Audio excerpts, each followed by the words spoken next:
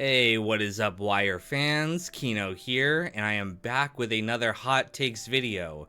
If you haven't seen the previous two, I've done this for The Sopranos and for Breaking Bad, where I essentially respond to your hot takes or controversial opinions about these shows that I love, and it leads into this big discussion about the different aspects of the show. So, really excited to finally get to do this for The Wire. It's a show that I am absolutely a massive fan of, and I was hoping to get some, controversial opinion, a lot of controversial opinions about this show. There wasn't that many. I think people recognize just how amazing The Wire is, and a lot of the hot takes that I got were probably lukewarm at best, but I managed to pick out a good handful of comments here from my community post and from Discord. If you're not a part of the Discord, make sure you join that. The link is in the description of all of my videos. But that's where I poll people for questions like this, and if you want to participate in future videos, that's where you can be a part of it. So definitely join that. But without further ado, let's get into these Wire hot takes.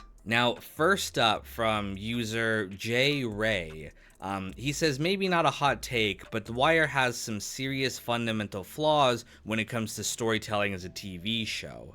Now, I'm not going to read this whole thing because it's quite long, but essentially he points out that David Simon's commitment to realism sacrifices the pace and excitement of a serialized drama. And in fact, he points out the fact that I couldn't break down the show into episodic summaries like I did for my Soprano log or Breaking Bad log series, and instead I had to do one massive video to cover the entire thing, because what happens from episode to episode really doesn't amount to that much. It's only once you get through the whole thing that the idea comes together. And he points out that that makes for a lot of boring episodes. So thank you for your comment, J Ray. I think that was a hot take. And I don't disagree with it per se. I agree with you that what happens in each individual episode of The Wire isn't actually really summarizable. A lot of times they're just sitting there, or nothing, like the investigation does not really advance forward in any significant way. But I don't think that's necessarily a bad thing if in the end it all comes together, which I think it does most of the time. And the fact that, yeah, I had to do a big 4-hour retrospective to cover The Wire rather than break it down into individual parts, some might see that as a negative. I know there were a lot of people who are like, why aren't you doing this episode to episode like you did with Soprano logs? But for me, it was kind of interesting that, like, oh, I can't, just do this whole series episode by episode. I have to do this massive project, and it was a huge amount of work. I dedicated a year of my life to that video, but in the end I think it was worth it. And I like the fact that The Wire kind of compels you to look at it through a different lens. It's not a typical TV show, and it's definitely not to everyone's taste. A lot of people, again, find it very boring. I've heard many stories of people being like, I watched the first 2 episodes and I'm just like, nothing's happening, and I just got bored and I couldn't finish it. Fair enough. Like, if it's not for you, it's not for you. But for me, when I got through the whole thing, not even the whole show, but when I got through maybe episode 10, and I was like, oh wait, I see how these pieces are actually coming together, I was like blown away. The thing that The Wire does so masterfully is it changed the style of storytelling for television that honestly no other show really has done since. I know that there's been, since The Wire came out, a lot of anthology shows that change stuff up each season, and they tried to copy The Wire in that regard. Not that The Wire invented anthologies, but change the aspect of changing things up each season. But I still don't think any show has committed to it the way that The Wire does, for better and for worse. There's elements of that storytelling that I agree with you, I actually don't think work, even acknowledging the masterful effect that it creates for The Wire specifically. I think there's some ways they could have improved it, which we'll talk about in another hot take here coming up. But overall, I acknowledge The Wire is not for everyone. It requires you to really kind of pay attention and deal with some, quite frankly, slow moments that it's not going to be advancing the plot or characters really a lot of the time, but it does come together in this kind of grander statement about the themes. I mean, I've always said this before, The Sopranos is groundbreaking for its characters. The Wire is groundbreaking for its themes and the way that it tells its story. So If that appeals to you, it appeals to you. If it doesn't, it doesn't. But either way, I think we'll leave this hot take here and move on to the next one. The next one here comes from Art of Interactive Entertainment, who says, Brother Mouzone is the worst written character and does not fit into the world The Wire created. And if you don't know who Brother Mouzone is in the series, he's a character in season 2 and season 3. This gangster who's very educated, very well read, doesn't do a lot of the typical gangster stuff. I've seen some people, especially in the comments, talking about how he's supposed to be a part of the Nation of Islam. Again, you might have seen something similar in Oz, another HBO show, but it's like very disciplined, very serious criminals who, you know, just really don't engage in a lot of the silliness, and they focus instead on just being very professional and stuff like that. So people in the comments were pointing that out, that I'm sure that David Simon was drawing on some real world examples. A lot of people also like to say that Omar is not realistic, that he's like a Western, you know, cowboy or superhero type character, and it's not realistic. And in fact, no, he was really based on real people in Baltimore, specifically Donnie Andrews, who is actually in the series. He has a cameo appearance as one of Omar's bodyguards in prison. But that guy was the real life Omar. Omar was inspired by some other, guys like that. But, and in fact, Donnie Andrews actually jumped out a window just like Omar, except he was on a 1 story higher. Like Omar jumped out of like a 4th story floor and survived. Donnie jumped out of like a 5th or 6th story floor and survived. So they actually toned it down for the show. So, you know, as unrealistic sometimes as some of these characters might seem, no, they're actually pulling from real life. And I don't know if Brother Mouzone is a specific real life person they're pulling from, but I'm sure they're basing it on a lot of these like classic, type of people like this. I will say, I do agree to an extent that I don't think Brother fits into the world of The Wire as much as some of the other characters like this do. And I think specifically because his role in the story is so limited. Like, he's only around for a little bit. He appears briefly in season 2, does one action, gets shot, and then goes away at the end of the season. Comes back in season 3 to get his revenge on Omar. He has a little bit of a storyline like searching for him, but unlike Omar, who's, you know, weaved into the narrative throughout the entire show, Brother is just not there all the time, and so he comes across as a very weak character because we just have not had time to sit with him. We don't know his motivation. Why is he like this? It just comes off as not fully fleshed out compared to some of these other characters like Omar, Marlowe, any of these type of guys. So I agree, he doesn't feel quite as natural as some of the others, but I think that's a limitation of not having the character around a lot of the time. And that's also a limitation, again, like I said before, of The Wire storytelling, where no, this isn't a show where you're going to follow the characters all the time. They're going to pop in and out of the narrative just like people do in real life. People move, they travel, they do whatever, and they're not always around all the time. So I think that was a deliberate point the writers were trying to make about some of these characters, but I do agree for some of them it makes them feel like I don't think anyone would ever say Brother Mouzone's their favorite character the way they would someone like Omar or even like McNulty. So that is one flaw of the narrative. All right, next hot take we have here is from Isaiah Edwards, who says, the Barksdale organization was no better than the Stanfields. They did just as much grimy shit, but were more entertaining, so they get a pass. Now, I agree with this to an extent, too. I think that the Barksdales do a lot of reprehensible stuff, and I think it's a deliberate critique of these type of there's this theme in a lot of gangster shows where it's like, we are men of honor, we're not the thugs on the street doing a bunch of crazy stuff. Yeah, we break the law, but ultimately we are respectful. Like a lot of Italian stuff, like The Sopranos, they kind of paint themselves as like, we are the honorable criminals, we're men of respect. I don't think that's really the case. I think that if you actually look at most criminal organizations, sure, there's quote-unquote respect, but they'll still kill people, even innocent people. A lot of times they're like, we're not gonna hurt anyone in the game.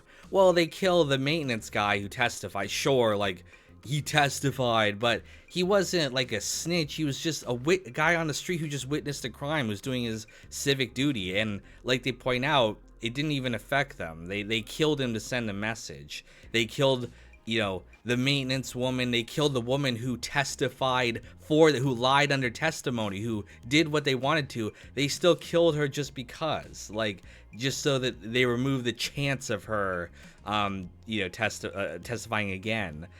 Which is funny considering how, there's a big deal in season 3 between Stringer and Avon about Stringer has D'Angelo killed, Avon's cousin or nephew, I mean, and Avon's pissed about that, but Stringer's like, he could have testified against you in the future. And it's like, as much of a thing as Avon makes about that as, how dare you kill my family type thing, that's the exact same thing he did with that woman who worked for them, all these people, they just got rid of them. So I get that it's, his blood and that's why he's pissed. But yeah, I think that Avon is not really that much morally superior to Marlowe. There is some stuff I think he is superior in terms of, like, the way he conducts himself, the way he's able to command respect more than fear of Marlowe. But yeah, the Barksdales were, shitty people. It wasn't just Stringer. It wasn't just any of this stuff. It's like, yeah, they, it's bad to be a criminal, murdering people and dealing drugs. I think the series is very clear about that condemnation.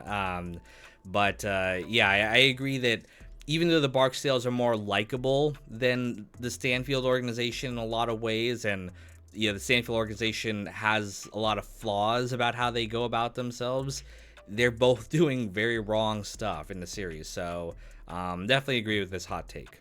All right, next let's get into some season criticism. So this one comes from Discord. Broly Kulos Hermanos says, season 2 was never good. People are just apologizing for it now because they're hipsters.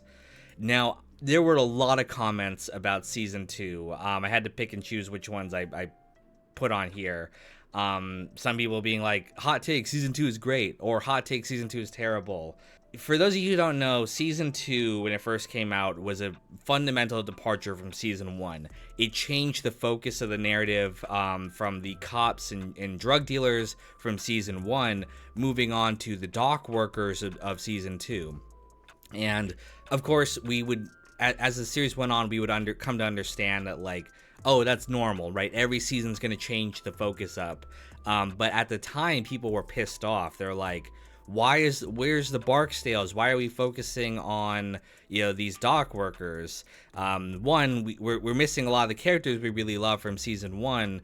But 2, also, there's a racial angle here too, which is The Wire was, praised for being a predominantly black show that, like, focused on the stories of black people. And then we moved to season 2, and it's about these predominantly white dog workers. There's some black ones too. I think that's not really a fair criticism. In fact, David Simon was pointing out that, like, the reason they did that was to show that the drug issue was not just a black issue. It was black, white. There was all these different types of people participating in the trade in different aspects. So that's why he did it. But people criticize that angle too. They're like, oh, they're whitewashing the show. And as a result, at the time, season 2 had a very low rating. People didn't really like season 2 as much. Now, in time, people came to really appreciate season 2 and its themes, and as such, they started praising it more and more, and we actually kind of got a reversal situation where people are like, no, season 2 is the best season. You guys just didn't understand it at the time. And I think, while that's true, I think sometimes people go too far. It's like, yeah, like this comment points out, it's almost a hipster type take to be like, you pick something that people didn't like and be like, no, this was awesome, and you just didn't understand it, in order to kind of make yourself feel like, oh, I have real taste, I've got real culture. And I think that's happened to season 2. I'm not saying season 2 is bad. I think season 2 is good, but I think people put a lot of people who praise season 2 put it on this pedestal where they're like, no, it was a perfect season. And I'm like, no, I don't think it was a perfect season. I think there were a lot of flaws. I think they could have better integrated the characters that they introduced in season 2 into continuing on the story. You'll notice that starting in season 3, the politicians that they introduce, they carry them forward into future seasons. Season 4, the school kids that they introduce, they carry them forward. The problem with season 2 is that they didn't really do that. They weren't set up to do that. And I think they learned their lesson that people didn't respond as well to some of these characters, and they made a deliberate choice to include the characters to be more recurring throughout the show. We do see occasional dock workers here and there, but it's not nearly to the extent of the other seasons. And again, I really like season 2. I think the themes about industrial decay, the decline of the working class, I think all of that's a really great storytelling. However, I think it could have been integrated better into the show, and it would have made season 2 a lot more enjoyable as a result. So I'm kind of in the middle here between, I don't hate season 2 like some of the people who hate it do, but I don't put it on this pedestal where it's like, no, it's a perfect season and you just didn't understand it. It's like, no, it can be a good season and there's still flaws in the storytelling. So definitely I'm midway between both extremes in that regard. So next hot take we have here is Stringer was not a moron. He had a good vision for the future, not for the world as a whole, but for the gang, and managed to achieve most of what he wanted. So anyway, this comment is essentially praising Stringer and being like, he's not as dumb. Like a lot of people, when they're talking about Stringer, they're like, oh, he wasn't as smart as he thought he was. That's why he died in the end. And he ultimately, it's like Avon is the real hero of the Barksdale organization.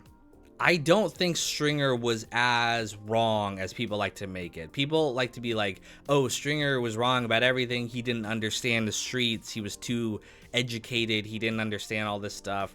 I think that, yeah, his vision for the future, the co-op, the idea of the Baltimore drug dealers working together was a really good idea, which is why the organization survives even past his death. Like Marlowe, I mean, he dismantles the organization, so to speak. Not really. He continues to use it.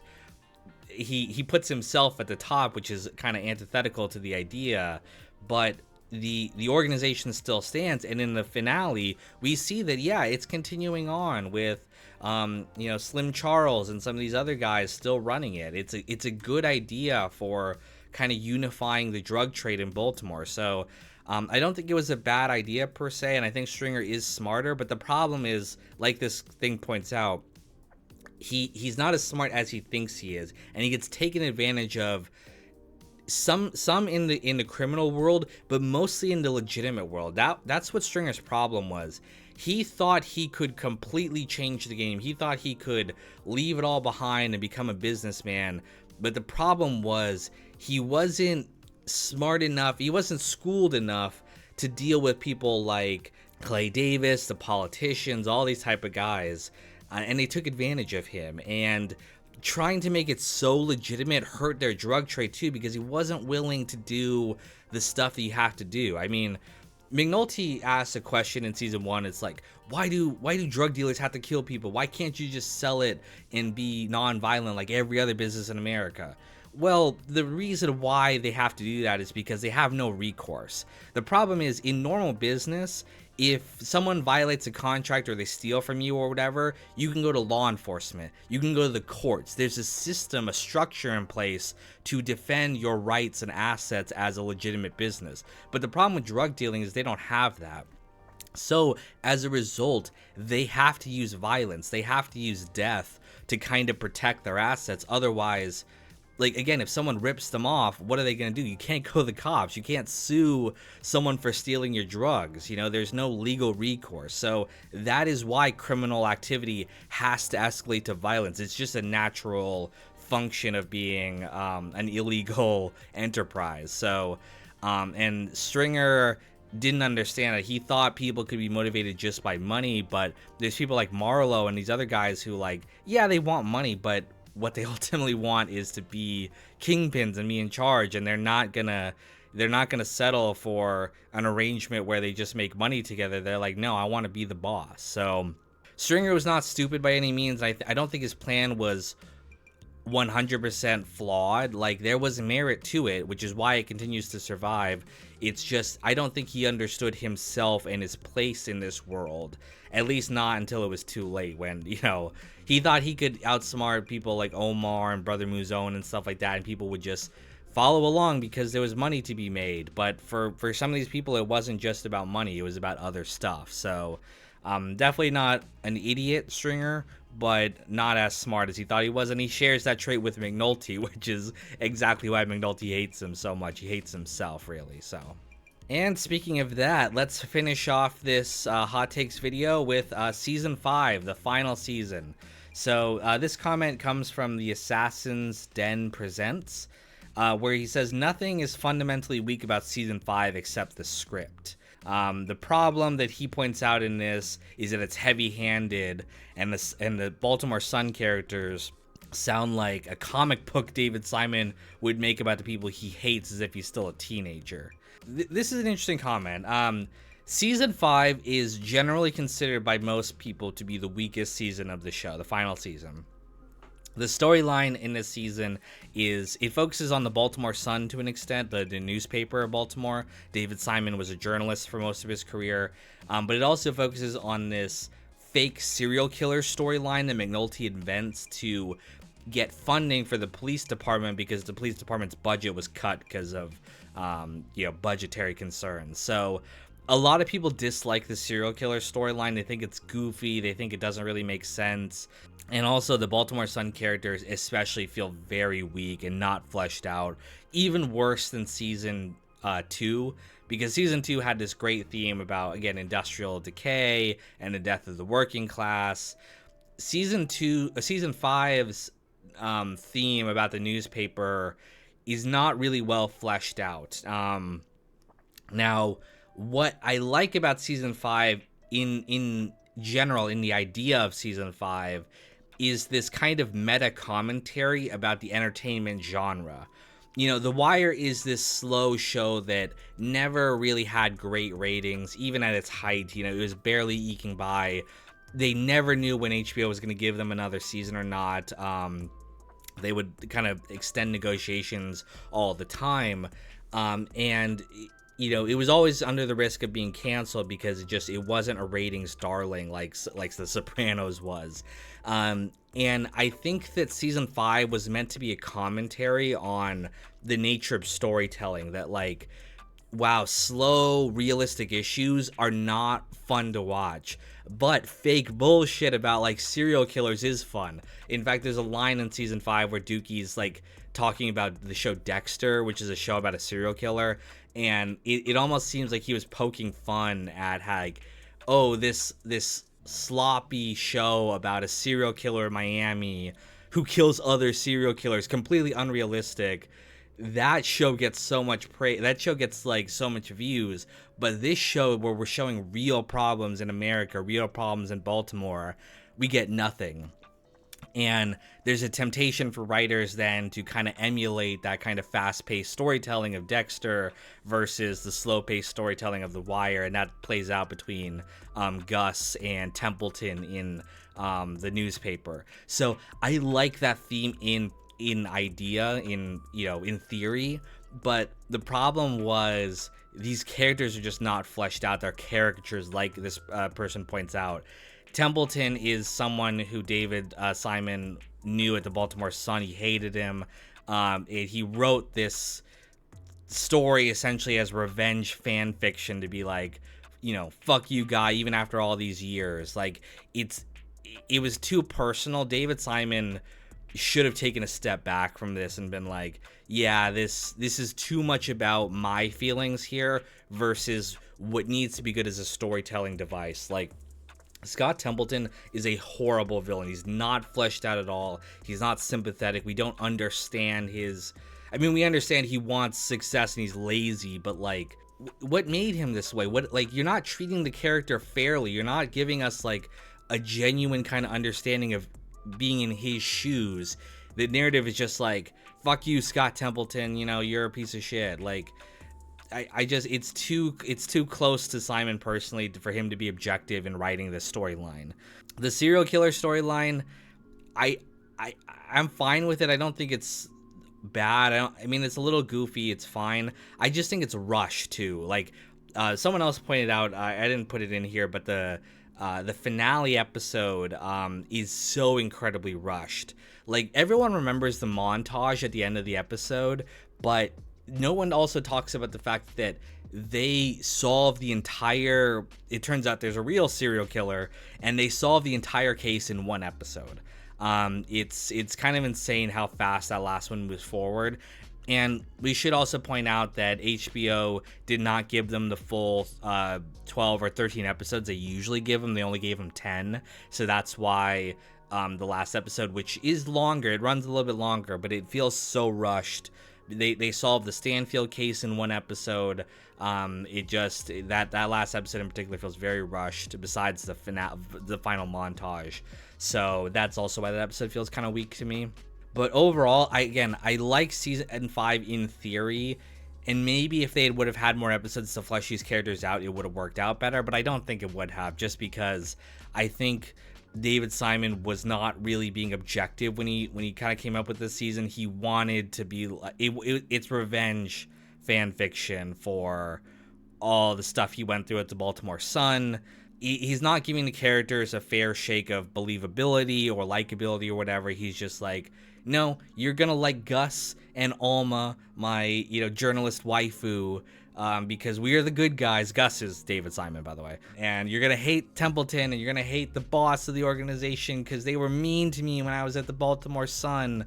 And it's like, okay, dude, we get it, but this is not great storytelling. But either way, that is my response to all your hot takes. Thank you guys all for sending these in. Even though there weren't as many of them as before, I think we spent a lot more time with each of these because, again, The Wire is such a dense show that there's so many threads you can talk about in the show, so much analysis to be done. So hope you guys enjoyed this hot takes video. I will be back with more of these for other shows. I don't like to do them back to back. We're gonna wait a few months in between each of these, but there's plenty more shows that people have controversial takes on. So thank you guys so much for watching, and stay tuned for the next one coming soon. Don't get me started on my hot takes about David Simon. Matt Joyce, Uncle Mike, Sam Cedarland, Celery Man, Countess von Zarevich, Admiral, Neil Varma, and Juan Jaramillo.